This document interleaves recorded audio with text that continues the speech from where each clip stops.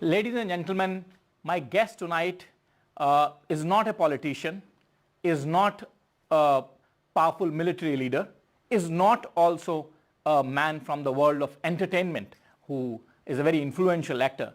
He is from an increasingly restrictive field, but his views are the views of a man which transcend geographical boundaries, which impress public policy, thought, and leadership across the globe. And I welcome Mr. Thomas Friedman to NDTV. Great to be with you. Thank you for joining us. My pleasure. Mr. Friedman. And I said that, your field, which is of, I will not call you a journalist, I'll call you a public intellectual. Thank you. That field is increasingly getting restrictive. Would you agree with me? The commercial demands on media, I think, restricted because to do serious journalism takes time, it takes money. That's one of the problems. We have new phenomena like TikTok where people look to reduce things and become influencers on 15-second videos. So, but I'll tell you what I've really found. It's quite interesting because the New York Times is doing very successful as a newspaper. We now have 10 million digital subscribers around the world, and that's amplified because many people will read, for one subscription. Is that if you do something long and it's compelling, people will read it.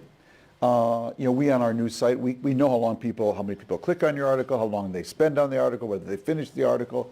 And I've been very encouraged by the fact if you do serious, compelling journalism, there's still a big audience for it. Mr. Friedman, I spoke about restrictions not so much from the consumer point of view or from the audience or the viewership point of view, but from the point of view of the fact that we are increasingly living in a much, much higher polarized world. Yes. The time 2 decades back or so when I started to work, polarization was not so much a bothering phenomena. It was not even a bothering phenomena for journalists. Forget about public intellectuals like you.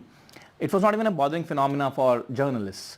So today the world is increasingly polarized, and that is why it is my sense, and correct me if I'm wrong, that the space for public commentary or neutral public commentary for the larger public good, for the larger public welfare is increasingly getting restricted. Well, I always tell young journalists, if you want to be an opinion columnist at the New York Times, it's not a friend growth industry, okay? You really do need to have thick skin, and you need to have triply thick skin in the age of social networks. So I've said before many times, I do not follow Facebook, I do not follow Twitter. I use Twitter as a broadcast platform to get my column out there, but I don't follow it. And I've never smoked a cigarette either. And I plan to kind of die saying all three, okay? And the reason is there's way too many journalists looking over their shoulder every day at what is said about them when they write. And that's death in this business. You have to believe in what you write, you have to get it out there, and you have to take the criticism. But if you're looking over your shoulder all the time because you're worried about what is said about you on social media, you're never going to survive in this business. You should be an ophthalmologist. You should be something else, not a journalist, because this is not a friend growth industry. Let me talk about social media. You often describe social media as some sort of a huge emotion-evoking mechanism. Yes. You've often described it as that. And part of the reason why the world finds itself in the throes of so much of polarization and so much of commentary that is probably without basis and so much of public opinion for the first time, which is in a way unfiltered, let me not call it regulated, but unfiltered, yes, is social media. But whenever it comes to some kind of regulation on big tech or social media firms, they start to hide behind the same curtain which they have been damaging all along, that is democracy. Well, I think democracy works fine when NDTV and the New York Times are edited. That you cannot just print any lie about someone in India, about your prime minister, about a member of your cabinet, about a business leader, about a movie star. And if you do, you're asked to correct it. Same at the New York Times. Why should that be different for Facebook or Twitter or anybody else? I think people should be responsible for what they carry on their websites, and the fact that you have this sort of double standard, And Lord knows we have comment section in the New York Times. I have comments on my columns. It's usually 1,500, it can be 2,000 comments on your column. And they're wide ranging. I mean, people be super critical, or maybe they'd be supportive, whatever. So it's not like we don't give voice to people. But you shouldn't be able to say anything about anyone, anytime. And when you do, the American, political scientist, Jonathan Haidt, he calls it having a dart gun. You know what I mean? So that the ability to forward a tweet or to like, a post, he equates it to everyone now has a dart gun. So I forward this angry tweet about you. It's a dart gun. You know what I mean? And when everyone in the world has a dart gun, it gets really dangerous out there, and it gets really frightening, and it gets really intimidating. So a lot of people, people often ask me, say, would you ever like to go into politics? I say, I would. I'd like to run for high office on one condition. I get to keep my column at the New York Times. I would not want to be out there as a public figure where everyone has a dart gun and I don't. Mr. Friedman, then again, I come back to my original question to you. The fact is that it is all in the name of democracy, that the big tech is Yes. Giving this, as I said, unfiltered power to almost everyone on the planet. I mean, it's free for all. And it's damaging the democracy. We've all seen it over the years with our experience. I don't think one needs to be ambiguous about it. The experience is quite clear that it has been a damaging experience for democracies across the world. In fact, there is a large question mark now on the future of democracies themselves. So how do you deal with as a journalist, of course, we cannot probably champion too much of regulation. But how do you deal with this kind of unfiltered opinion in the public domain, which is now hurting the very bedrock of the system that first allowed it that opportunity? Well, you really hit on a very important point, because what are the two pillars of democracy? They're truth and trust. Without truth, we don't know which way to go. Without trust, we can't go there together. And nothing big and hard can be done except together. And so when you have social networks that are destroying both truth, we don't know what is true, you say it's this, I say it's that, and now with AI, they'll be able to fake so many things out there. And if there's no trust, because everyone's got a dart gun, basically, hitting the other person, it's very hard to maintain a democratic system. And in America, when you have one of the candidates who has the biggest dart gun of all, named Donald Trump, and has the biggest problem with telling the truth, and you put those two together, it's extremely frightening for the future of democracy. And it pains me that countries like China or Russia, their leaders say to their own people, well, the reason we curtail free speech, of course, is this. Do you want to be like the Americans or the Indians, where anyone can say anything? And of course, they're doing it for their own reasons. But there's just no question that if I were to draw a picture of America for you today, it would be of a boiling pot. Now, the pot would be boiling because we're going through a lot of social transformation, many more diverse people coming together. We're going through a values transformation around gender and sex and identity and race, also all big transformations. And we're going through a technological transition of jobs being really radically changed. So we're going through a lot of transitions. That alone is boiling the pot. Then along came Mark Zuckerberg with social networks, and he turned the heat up on the pot. And then along came Donald Trump, and he took the lid off the pot. And he made it profitable, possible, and permissible to say and do things to and about each other that we never did before. And that combination is really roiling the country now. Everyone's on edge, okay? But it's also undermining the foundations of our democracy. That's what, it's interesting how you bring in AI. The previous interview that I conducted today was one of the AI giants, and somebody who was actually in the public policy sphere also during President Obama's administration, Mr. Diamond. Yes. And I come back to the point that, with the AI phenomena, with deep fakes now coming into play, with almost anybody for that matter, can be faked or be represented, Yes. represented in a manner that is, completely fake. It's complete fakery. Yes. I know you have used fakery for something else. I don't want to bring that in right Yes. now. Yeah. But, I mean, complete fake representation is possible through AI. Yeah. I mean, what perils are we staring at, Mr. Friedman? Yeah, it's frightening. What did Mark Zuckerberg tell us with social networks? Let's move fast and break things. Well, they moved fast and they broke a lot of things before regulation could catch up to what they were doing. And once it was embedded, then it was very hard to go back and tell them and impose on them this regulation, because these companies get so big, bigger than governments, they have so much money, they can out-lobby you, 100 to 1. And so I'm net worried. Look, there's huge potential that's going to come from artificial intelligence. It's actually incredibly exciting when you think about it from an Indian point of view. Within 3 or 4 years, there's an Indian farmer in southern India who may wake up one day and he sees a spot on his hand, okay?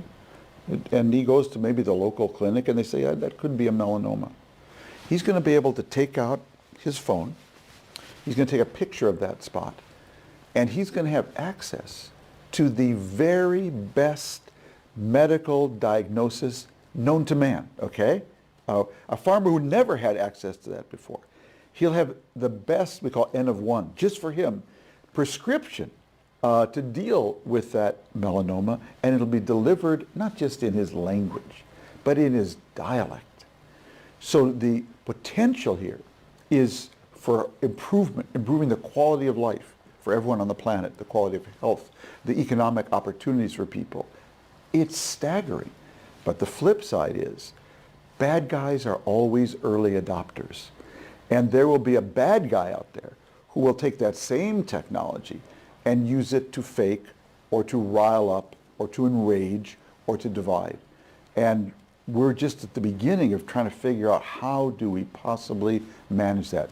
And the thing about it is we're doing it in an age where, people often ask me, Mr. Friedman, is the world still flat? To which I say, oh baby, it's flatter than ever, okay?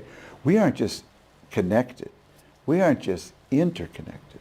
We're now interdependent, okay, in ways we were not before. The only question left is, are we going to have healthy interdependencies or unhealthy interdependencies? India, Pakistan are interdependent. Will it be healthy or unhealthy? Ukraine and Russia, healthy or unhealthy? Israelis and Palestinians, America and Mexico. We're now more independent than ever before. But we are going to rise together or we're going to fall together. But baby, whatever we're doing going forward, we're doing it together. So when that's the case, we really need to find ways to collaborate on these things more than ever before. Mr. Friedman, going back to globalization where you start the world is flat, this is obviously an era of globalization reversing itself in so many ways. This is an era of deglobalization, as many would call it. No, I don't think so at all. There's some reglobalization going on, but not deglobalization. Okay, but obviously you said that the laying of optic fiber cables across the world for the worldwide net, undersea cables, fastened that pace, Yes. completely Yeah. increased that pace. Yeah. In the world of the AI, you don't need any cables. I mean, it's obviously going to increase that interconnectivity or globalization or the impacts of the AI globalization. I mean, as you said, bad, good, both. Yeah. It's going to be much faster. And going back to the experience of the big tech firms, as you said, that if we were unable to put regulation in the correct time, and now they have become so big, as I said, that whenever you try to regulate them, they always will cry and hide behind the curtain of democracy, saying our rights are being curtailed, not admitting for a moment that they are the biggest hurt to the democracy today. So similarly, for it not to happen with the AI, what should the governments do? What should the democracies do particularly? I don't have the simple answer for that. It's a hugely complicated question because AI is a rapidly evolving technology. Yet we don't even know exactly what AI will add up to, at the end. All I know is there's got to be a symbiotic dialogue at all times between the innovator and the regulator. Because basically in the industrial age, the rule is simple. I, business, innovate, you, government, regulate. Yes. But then the gap between, the knowledge gap between the regulator and the innovator was tiny. Now, in so many cases, the regulator has no idea what the innovator is doing. I mean, we had a senator famously questioning Mark Zuckerberg, Orrin Hatch, and said to him, Mr. Zuckerberg, if you give your product away for free, Facebook, how do you make money? So the regulator had no clue how the innovator's business even worked. And so it's got to be a much more symbiotic relationship. These old binaries, left, right, regulator, innovator, they all break down. And there has to be a much more collaborative kind of governance. But Mr. Friedman, the business itself, I mean the innovator itself, if you term it innovator, is certainly not going to surrender his interest. And his interest is, of course, as much unregulated business as they can do, possibly for them. That's why God created governments, okay, and to impose regulations on them when they have to. And we have to step up to that. You mean to say that step regulation, and this probably is the right moment. Well, I think it's very important to let the low-end AI go as fast as it can, okay, while at the same time focusing on the high-end, high-risk elements. We want the innovation to happen because I go back to that farmer example. That's hugely important and valuable to the world, and there's a zillion of those that will happen. But at the same time, we want to make sure as it gets more and more powerful that we're focusing on that, and that's going to require collaboration between governments. Between governments? Yes, because this is global, and if you don't think there's any deglobalization happening? No, I think there's a lot of reglobalization happening. Companies are moving maybe from China more to India, more from China to Mexico. But the U.S. and China will have a record trade this year. For all the talk about decoupling, we're actually still trading a lot. And I think in every other way, I mean, we live in an age where we can now hear each other whisper. We can hear each other whisper. We could be doing this by Zoom right now with Absolutely. me in my home in Bethesda, Maryland, and you here, and your viewers would barely know the difference. Absolutely. So when people tell me, and I've heard this since I wrote The World is Flat, the world isn't flat, it's lumpy, it's spiky, it's loopy. Get over it. The world is flat. People want to connect. And it's going to become flatter according to you. People want to connect. Girls just want to have fun, okay? People want to connect, and the technology is connecting us, all right? And that is a human need, and it's a human invention, and the two will always keep going forward. You can slow it down, you can block it, but what you use that connection for, that I don't predict at all. That can be good or ill. But the fact that we are able to connect in more ways on more days for less money than ever before, around more people, absolutely going on. The world is flatter than ever. But if I take that theory of yours in toto, Mr. Friedman, then look at the Russian invasion in Ukraine. I mean, they should actually be collaborating. Who should be collaborating? Russia and Ukraine, they are neighbors. Absolutely, they should be. They should be actually be collaborating. They should not, and you say that, Ukraine actually wants to move away to the West, and that is something you've written about, and you've written about very, very recently that Mr. Putin cannot allow. Yeah.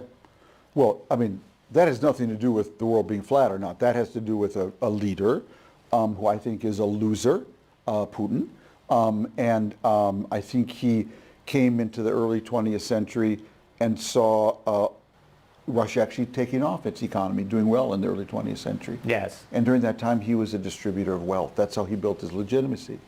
But then he hit a wall. He hit a wall because to continue generating wealth required a kind of restructuring, liberalization, opening up the economy, more transparency, and he didn't want to do that. So he went from a distributor of wealth to a distributor of dignity, okay? That's how he built his legitimacy. I'm going to recover the motherland, all right? And Ukraine is in our sphere of influence. But it turned out that in this day and age, you have to earn your sphere of influence. It's not like an honorary doctorate you get to put on the wall. And you have to earn your respect. You've got to win people's respect. People got to want to partner with you. And Ukrainians woke up and they looked at the European Union and they said, we want to be part of that. We don't want to be part of your kleptocracy, your thieving regime. And so Putin's a loser. And what he's done is terrible. Terrible for Ukrainians, terrible for Russians, terrible for Europe, terrible for the world. And I think in the long run, he will pay a great price for it. I think what he In the interim, Ukraine is paying a price, and the largest relief package probably outside of you is stuck in your Senate. Well, unfortunately, we have a generation, we have a party that's gone crazy. They're called the Republican Party.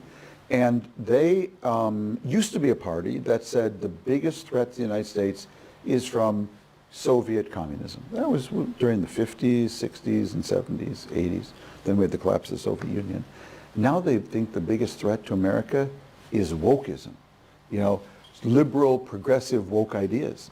And since Vladimir Putin is one of the most anti-woke people on the planet, advocating sort of white Christian values and supremacy and white supremacy and bare-chested machismo. Real machismo. Yeah, machismo. They think he's their ally. We actually have a party that believes the biggest threat to America today. Some people have named them the Putin wing of. Yeah, and that's what they are. They're a shameful group, but that's what they are.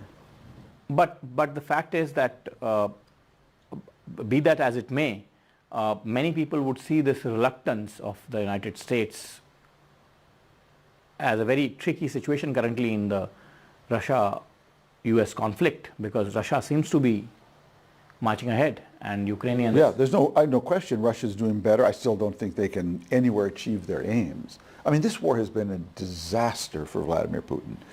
He began this war thinking he could march into Ukraine, take a week, install his people there, and the war would be over. And instead, his army has been devastated by the war.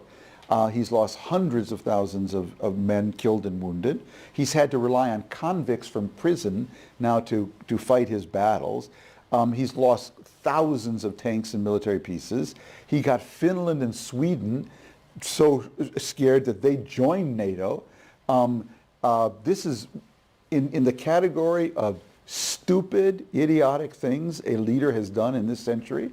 That's right up there. But what do you see? I mean, how does this end, Mr. Friedman? This, of course, the limit of the American intervention here has probably been exhausted, the sanctions, and the latest set of sanctions also probably, I mean, on Navalny's death, etc. But how do you see it coming to a close? I mean, where does it end? I think we have to have it's going to end with a dirty deal, and Ukraine will have to cede territories to Russia in the east. I'm pretty sure that's how it's going to end. Russia will have to allow Ukraine into the European Union, and Ukraine will not be allowed to join NATO for now. It'll have to get some other form of security help from the West. That's the only basis for a deal. So you think, it's achievable in theory, but only if you can only get that deal if Ukraine continues to be aided by the West. Let me just say for a second, personally, I was the biggest opponent of NATO expansion back in the late 80s and 90s.